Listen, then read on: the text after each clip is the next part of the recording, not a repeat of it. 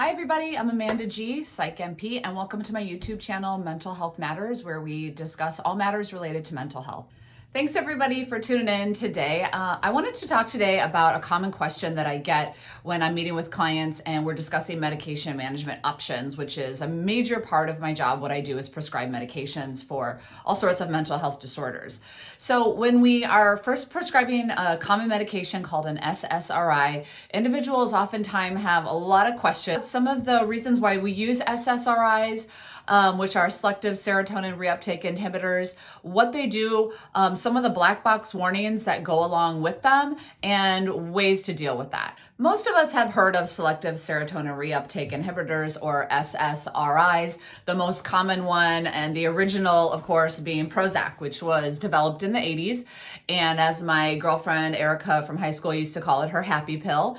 And so that was the first SSRI, and we still use that today. It's FDA approved to treat children, teenagers, adults, and is very effective for treating a lot of disorders: panic disorder, OCD, anxiety disorder, depression. And since then, there's been some other development of different SSRIs. Lexapro, Zoloft, Celexa are just a few of them. When we first are talking to an individual about maybe starting a medication like this, I get a lot of common comments or questions. First of all, is this going to be addictive? Second of all, am I ever going to be able to stop this medication? Third of all, I heard that it can make me feel like a zombie or not like myself. Or one that a lot of people have heard of, especially when we're talking about starting a medication in teenagers, is this could actually make me feel worse or make my child feel worse and become suicidal. So those are all big questions, common concerns I wanted to go over. First question, are SSRIs addictive? And the clear answer is no. These are medications that you would take typically daily, same time every day, and they do take a while, a couple weeks, and in some cases 4 to 6 to 8 to 12 weeks to fully build up in your system, where we get the most therapeutic effect that they can provide for us in reducing depressive symptoms, overall anxiety, OCD, other disorders. So, in the idea that anything is addictive, the way that I look at it, a Tylenol could be addictive, drinking water all day, every day could be addictive. Anything could be addictive in that sense. But in terms of if we're talking about like other classes of medications, benzodiazepines, some stimulants, opioids, those are classically addictive medications that we have to be very careful when prescribing. SSRIs do not fall in that category. Another big question that I get is, well, if we start this medication, do I have to be on it forever? And most of the times that is not true. So I usually tell individuals when we start an SSRI, typical time frame to be on it is anywhere from 9 to 18 months. And basically, I like to leave it up to the individual at the end of those 9 to 18 months, or if we're constantly evaluating how our symptoms are we in remission? Have life situations changed? Are things dramatically improved? And if that's the case, you always have the option of trying to come off of the medication, which we usually do a slow titration with your provider. We don't ever recommend just stopping medication cold turkey, especially an SSRI or these class of medications. So I always tell people, if we decide that you want to come off the medication and we gradually do that and we monitor symptoms, if they return, the good news is we know what worked and we can restart the medication. And then on the other side of that, if we stop the medication and your symptoms stay in remission, then we know that it was just a situational depression and you were only going to need it for that brief amount of time in your life.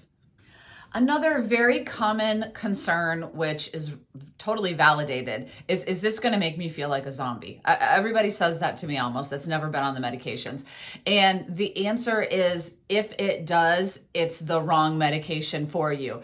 The truth is, there are some medications that are not going to be appropriate for everybody based on genetic factors, based on what disorder we're actually treating. In some cases, SSRIs are actually contraindicated, which means they're not the medication we would give for individuals that have disorders such as bipolar depression, which is different than chronic or moderate depressive disorder. SSRI, and I always say this, and it makes you feel worse. You feel really psychotic. You feel irritable. You feel not like yourself, like you have no emotions.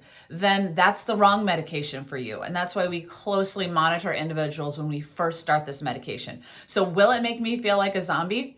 The truthful answer is, It may in small situations, and if it does, it's not the right medication for you. That's not the goal. In my practice, I treat adults and children, teenagers, adolescents. So a big concern I get when talking about starting an SSRI with a teenager from parents is, I heard that SSRIs can actually make them suicidal or worse.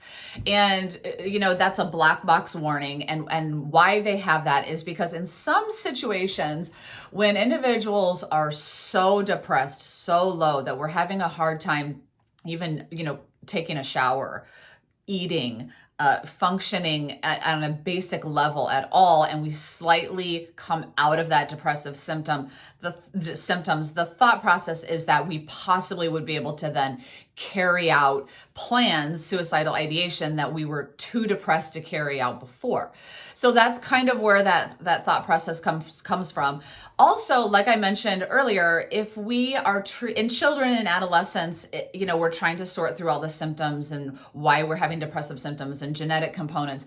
And if we treat them for depressive disorder with an SSRI, when actuality they have a bipolar 1 or bipolar 2 disorder, the SSRI could potentially make them feel worse. It could make them feel more irritable, psychotic, flip them into a hypomanic state, which, they may have more suicidal ideation. So those are things to watch for. That's why the FDA recommends when we start an SSRI in a teenager or adolescent that we follow closely with them. We see them weekly for the first month, bi-weekly after that, until we really know that we're treating the correct disorder. So bottom line, SSRIs are amazing drugs. They were actually a game changer for a lot of individuals who were suffering with depression, when the only classes we had before were tricyclics and MAOIs and medications that came with a lot of side effects, potential side effects, that we're always trying to balance the pros and the cons with these medications. So SSRIs are great medications to use for depression, for anxiety, for panic and OCD disorder. The bottom line is you need to talk with your healthcare provider. You need to keep a close eye on things when starting any medication at all, ever, so that we can see if there's adverse side effects that are starting that need to be monitored. But these are common questions that I get. The answers are no, they're not addictive. You may not have to be on them for long term. If they do make you feel strange, zombie-like, it's the wrong medication for you. That's not the goal.